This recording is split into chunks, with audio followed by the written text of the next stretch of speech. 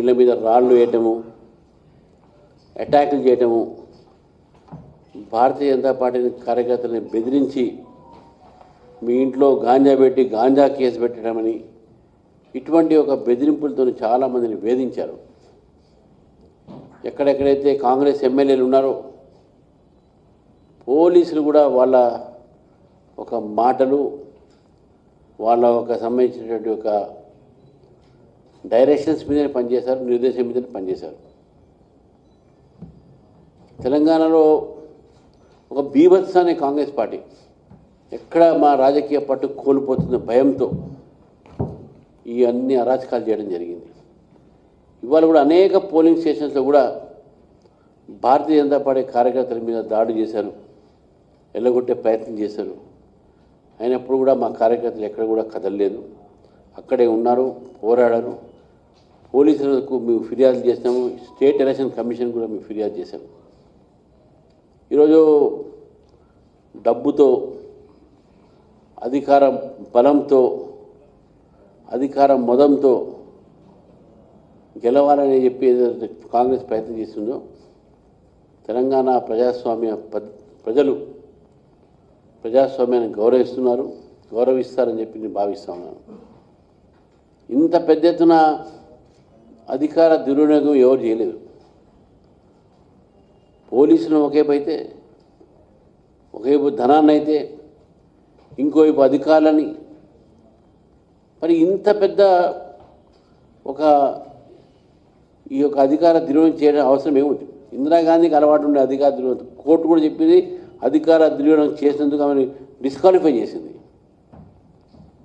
వీళ్ళు అదే కొవ్వుకు చెందిన వాళ్లే కాబట్టి వీళ్ళు కూడా ఈరోజు అధికార దుర్వినియోగం చేస్తూ ఉన్నారు. ఎలక్షన్స్ కౌంటింగ్ అయిన తర్వాత ఇప్పటికే చాలామందిని వాళ్ళు పిలిపించి బెదిరిస్తూ, నువ్వు ఏ పార్టీని గెలిపించినా చైర్మన్కు మాకే ఓటేయాలని చెప్పి కూడా బెదిరిస్తూ ఉన్నారు. ఇంత అంటే ఇంత అధికార వ్యామోహం ఏందో కాంగ్రెస్ పార్టీకి మీరు చెప్తా ఉన్నాం. మీరు మా గెలిచిన ఒక అభ్యర్థులని ఏదైనా అయింది అని అంటే, ఏదైనా వారి మీద హాని జరిగిందంటే స్వయాన రేవంత్ రెడ్డి గారే బాధ్యత వహించారని చెప్పేసి కూడా చెప్తా ఉన్నాను. మాకు తెలుసు ఈరోజు వాళ్ళు చాలా స్థానాలు ఓడిపోతారు. నేను బీఆర్ఎస్ పార్టీ గురించి నేను మాట్లాడదలుచుకోలేదు, ఎందుకంటే ప్రజలు గమనించారు బీఆర్ఎస్ పార్టీ ఎక్కడ కూడా గెలిచే పరిస్థితి కూడా లేదు. కాబట్టి ఏదో అరాకొసా ఏదో గెలిచే అవకాశాలు వేరే, అది వాళ్ళకే తెలుసు. కానీ కాంగ్రెస్ పార్టీకి నేను చెప్తా ఉన్నాను, మీ నాయకులు చెప్తా ఉన్నాను, మేము ముఖ్యమంత్రి గారు కూడా నేను చెప్తా ఉన్నాను, ఇది ప్రజాస్వామ్య పోరాటము. మున్సిపల్ ఎన్నికల్లో ప్రజాస్వామ్యాన్ని రక్షించుకోవాల్సిన అవసరం ఉన్నది. మీరు మీ అధికారులతోని, పోలీసులతోని ఈ విధంగా భారతీయ జనతా పార్టీ మీద వేధింపులు చేస్తే మేము కూడా దాన్ని ప్రతిఘటిస్తే, ఎదురు తిరిగితే ఏమైపోతుందో ఒకసారి మీరు ఆలోచించండి. నేను మీ ద్వారా మా కార్యకర్తలకు, తెలంగాణ ప్రజలకు నేను ఆశ్వాసన ఇస్తున్నాను. భారతీయ జనతా పార్టీ వారి ఎమ్మటి ఉంటుంది. భయపడకండి, ఆత్మవిశ్వాసంతో ఉండండి. మేము అన్ని రకాలుగా మేము ఆదుకుంటాం. దయచేసి కాంగ్రెస్ పార్టీ వేధింపులకు భయపడి నిన్న మక్తాలో జరిగినటువంటి సంఘటనలు మరి జరగకుండా తెలంగాణ చూడాలి. ఇంతవరకు దాన్ని బాధపడుతున్నారో చెప్పలేదు. బీజేపీలో రాజకీయ లబ్ధి కోసం చేస్తున్నారు అంటున్నారు, కానీ అది చనిపోయిన బాధ కూడా లేదు ఒకరికి. ముఖ్యమంత్రి గారు స్వయం జిల్లాలో అయితే కూడా వారు కూడా ఖండన సరిగా చెప్పట్లేదు. ఇది ఎక్కడ ఈ యొక్క మానవత్వం నాకు అర్థం కాదు. మళ్ళీ ఆయన రాహుల్ గాంధీ మొహబ్బత్కి దుకాణం అంటాడు. ఆయన ఏం దుకాణం పెట్టినా మనకైతే అర్థం కాదు. ఇది మొహబ్బత్కి దుకాణా? వేధింపి చంపడం, ఇది హత్య నేను జరిగింది. కాబట్టి నేను ప్రజలను కోరుతా ఉన్న, తెలంగాణ ప్రజల్ని, కాంగ్రెస్ పార్టీ యొక్క వ్యవహారం చూడండి. చాలా వరకు మీరు నిర్ణయము మీరు భయపడకుండా తీసుకోవాలని చెప్పేసి కూడా ఈ సందర్భంగా కోరుతూ మరొకసారి తెలంగాణ ప్రజలకు నేను ధన్యవాదాలు తెలుపుతున్నాను.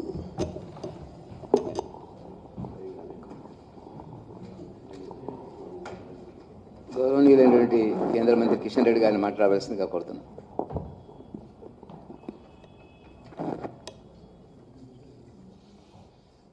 నిన్న ఉదయం మక్తల్ మున్సిపాలిటీలో జరిగినటువంటి సంఘటన పట్ల ఢిల్లీలో మా పార్టీ జాతీయ అధ్యక్షులు తీవ్రమైనటువంటి ఆవేదన వ్యక్తం చేయడం జరిగింది.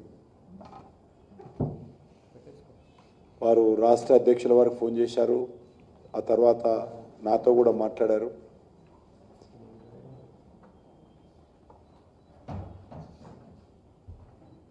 కాంగ్రెస్ పార్టీ వివరించినటువంటి తీరు, రాష్ట్ర ప్రభుత్వం స్పందించినటువంటి విధానం ఏదైతున్నదో చాలా దుర్మార్గంగా ఒక మక్తలే కాదు తెలంగాణ వ్యాప్తంగా మా రాష్ట్ర అధ్యక్షుల వారు చెప్పినట్టు దుర్మార్గంగా వివరించడం జరిగింది. ఈరోజు మనం చూస్తూ ఉన్నాము, విచ్చలవిడిగా ఇంటింటికి ఇచ్చినటువంటి డబ్బు కాకుండా పోలింగ్ బూత్ల వారీగా ఓపెన్గా పోలీసుల ముందు, అధికారుల ముందు, పోలింగ్ బూత్ లోపల, పోలింగ్ బూత్ బయట మా పార్టీ తరఫున మేము పోలింగ్ బూత్ ఆఫీసర్ కానీ పోలీస్ అధికారులకు కానీ ఎవరికి కంప్లైంట్ చేసినా రాష్ట్ర ఎన్నికల కమిషన్ నుంచి కానీ పోలీస్ నుంచి కానీ ఏ రకమైనటువంటి స్పందన లేదు. అసలు స్టేట్ ఎలక్షన్ కమిషన్ అనేది ఉన్నదా? వాళ్ళు రూపకల్పన చేసినటువంటి విధి విధానాలు అమలు చేస్తున్నారా? అటువంటిది లేదు. ఎందుకంటే కాంగ్రెస్ పార్టీ ప్రభుత్వము, బీఆర్ఎస్ పార్టీ లేదా కాంగ్రెస్ పార్టీ బీఆర్ఎస్ పార్టీ రెండు కూడా డబ్బులను నమ్ముకున్నారు. డబ్బులను నమ్ముకొని ఎలక్షన్స్లో వివరించిన విషయాన్ని మనం చేస్తా ఉన్నాను. వాళ్ళు ప్రజల్లో తిరిగిన తర్వాత కాంగ్రెస్ పార్టీ పట్ల వ్యతిరేకత, బీఆర్ఎస్ పార్టీ పట్ల స్పందన లేకపోవడము, ఈరోజు వాళ్ళు డబ్బును నమ్ముకొని మరి ఈరోజు చాలా దుర్మార్గంగా వివరించారు. భవిష్యత్తులో ఎవరైనా ప్రతిపక్ష పార్టీలకు సంబంధించి సేవాభావనతో రాజకీయాలకు వచ్చే పరిస్థితి లేదు. కౌన్సిలర్ ఎలక్షన్స్లో కూడా ఓటుకి 20,000, 10,000, 5,000, 3,000 ఇస్తే ప్రజాస్వామ్య వ్యవస్థ ఏ రకంగా ఉంటుంది? ఏ రకంగా మనము మున్సిపాలిటీలో ఒక కౌన్సిలర్గా, కార్పొరేటర్గా ప్రజలకు సేవ చేయగలుగుతాము? చాలా దురదృష్టకరమైనటువంటి సంఘటన ఈరోజు